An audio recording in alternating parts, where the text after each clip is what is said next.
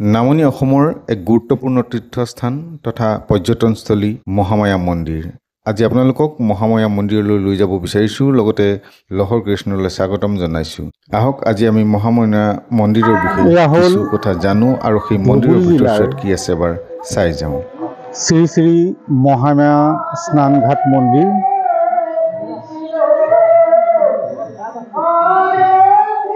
স্থাপিত 10ম শতিকা শেষৰ ভাগত।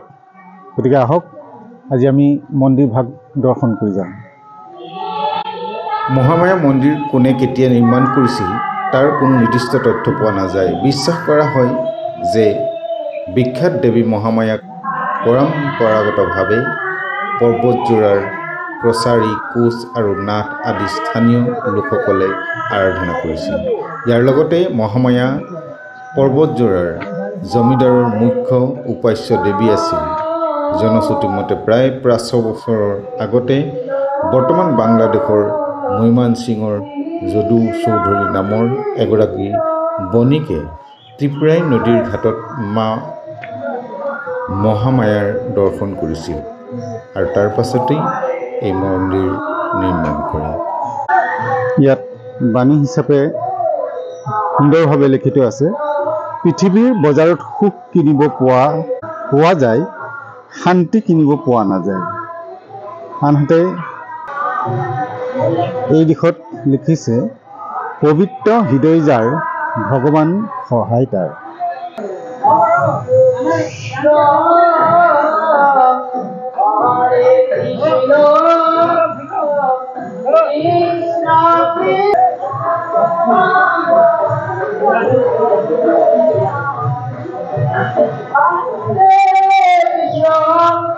মন্দিৰৰ ওপৰ ভাগত এটা পুথি,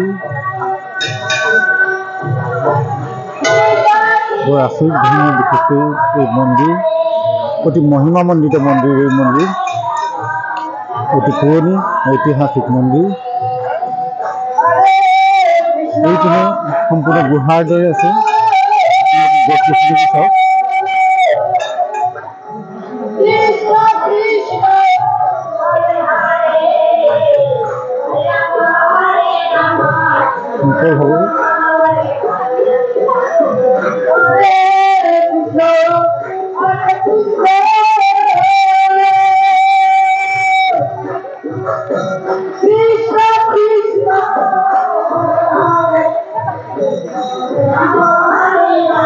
গুহা সদৃশ আছে, ভিতৰলৈ সোমাব। সেইখিনি সোমাই চাওঁ।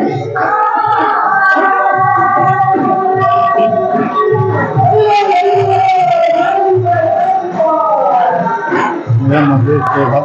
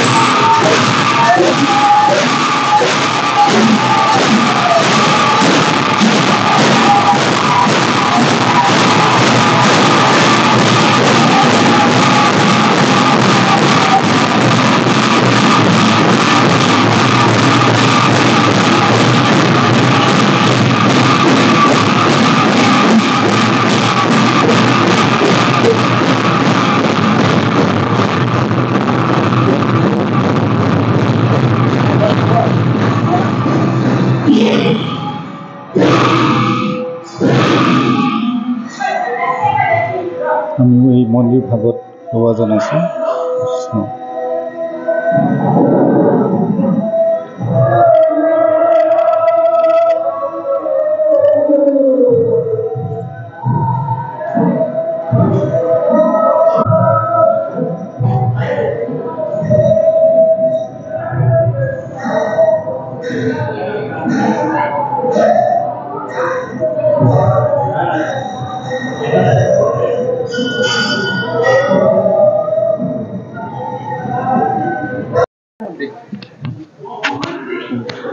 নমস্কাৰ, মহামায়া মন্দিৰৰ দৃশ্য। ইয়াতে বৃহৎ আকাৰৰ বৃক্ষ আছে, গছ, আৰ্টিফিচিয়েল গছ। সেই গছৰ ভিতৰত আমি প্ৰৱেশ কৰিছোঁ, যিটো নেকি গছৰ তলৰ অংশটোত ইয়াতে মন্দিৰ নিৰ্মাণ কৰা আছে। শ্ৰী শ্ৰী দীৰ্ঘেশ্বৰী মন্দিৰ বুলি লিখা আছে ওপৰত। সেই মন্দিৰৰ ভিতৰত প্ৰৱেশ কৰিছোঁ। গুফাৰ ভিতৰত ইয়াত কালী মন্দিৰ আছে।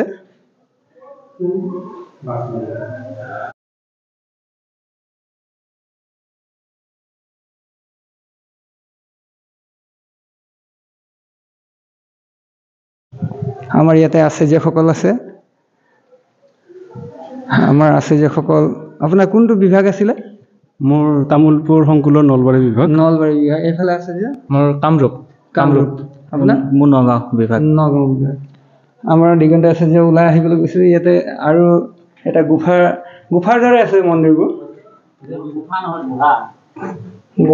গুহা বুলিও কোৱা হয়। আৰু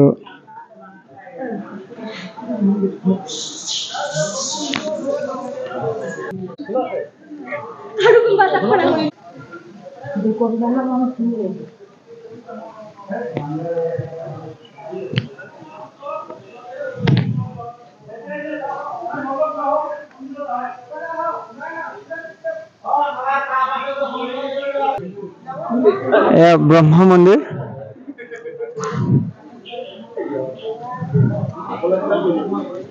ব্ৰহ্মা মন্দিৰ,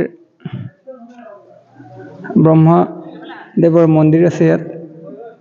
জীৱনত প্ৰথমবাৰ ব্ৰহ্মাৰ মন্দিৰ দেখিবলৈ পাইছোঁ। সঁচাকৈ খুব ধুনীয়াকৈ নিৰ্মাণ কৰা আছে ব্ৰহ্মাদেৱৰ মন্দিৰ।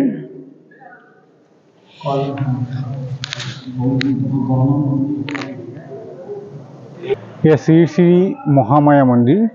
সৰ্পভাগৰ ভিতৰত মহামায়া মন্দিৰ আছে, বহু পৌৰাণিক। যেনেকৈ তাৰপিছতে এয়া নাৱৰ ভিতৰত আছে। হওক, এয়া সৰ্পভাগৰ ভিতৰত এটা সুন্দৰ স্থান মহামায়া মন্দিৰ।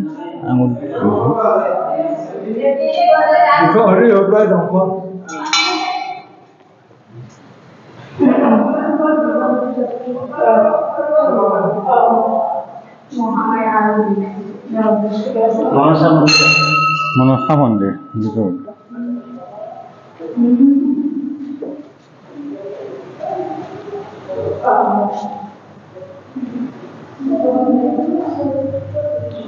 এই মন্দিৰৰ মাহাত্ম্যৰ লগতে মন্দিৰ নিৰ্মাণৰ যি কল্পনা, যি কাৰিকৰী কৌশল, সেয়াও মানিবলগীয়া।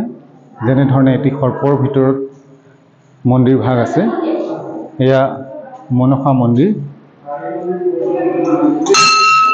এয়া মনসা দেৱীৰ মন্দিৰ। মন্দিৰতো আমি সেৱা জনালোঁ।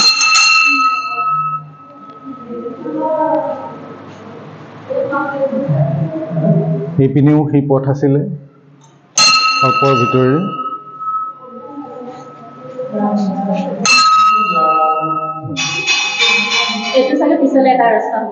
এইটো ৰাস্তা আছিলে, কিবা কাৰণত বন্ধ হৈ গৈছে। সেইটো সৰ্পভাগৰ বহুত দীঘলকৈ আছে, যিহেতু তাতে মন্দিৰ ভাগ আছে, বন্ধ কৰি দিলে।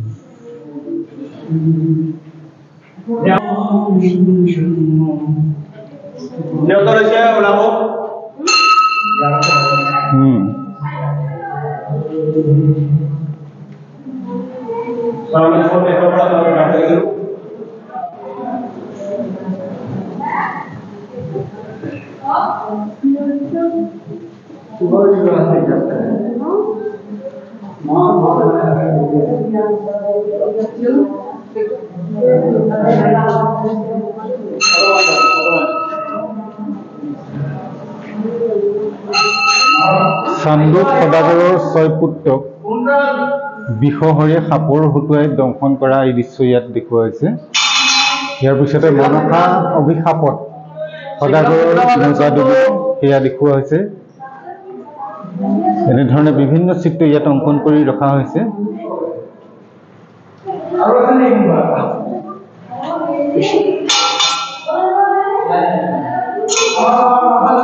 ইয়াত মনসা বা মাৰ পূজা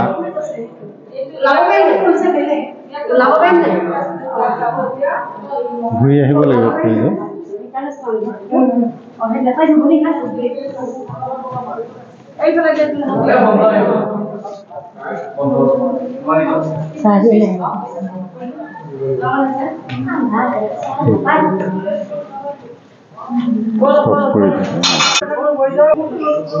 এয়া নৱগ্ৰহ মন্দিৰ।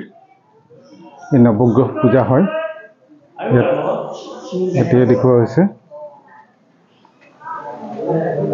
নৱগ্ৰহ মন্দিৰৰ এয়া ভিতৰ ভাগ আমি দেখুৱাব বিচাৰিছোঁ।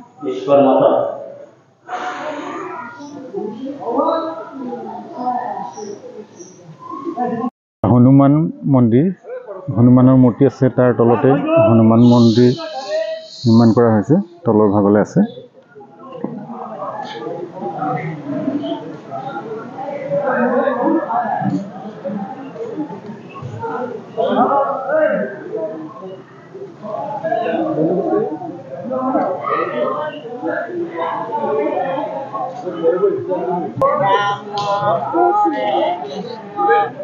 এইটো এটা কাছ আপোনালোকে দেখিছে। ইয়াৰ ভিতৰতো এটি মন্দিৰ আছে। কাছটোৰ ভিতৰত থকা মন্দিৰ ভাগো আমি দেখুৱাইছোঁ। এয়া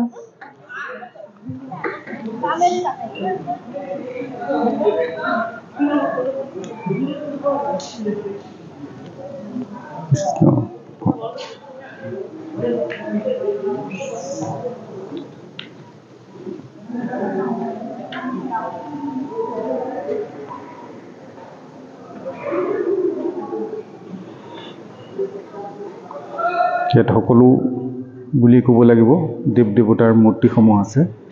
মধ্যতে আছে মা দুৰ্গা মূৰ্তি,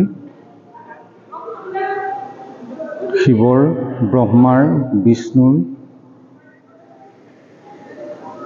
বিশ্বকৰ্মাৰ, সৰস্বতীৰ সকলোৰে মূৰ্তিসমূহ ইয়াত দেখিবলৈ পোৱা গৈছে এই ভাগ মন্দিৰত।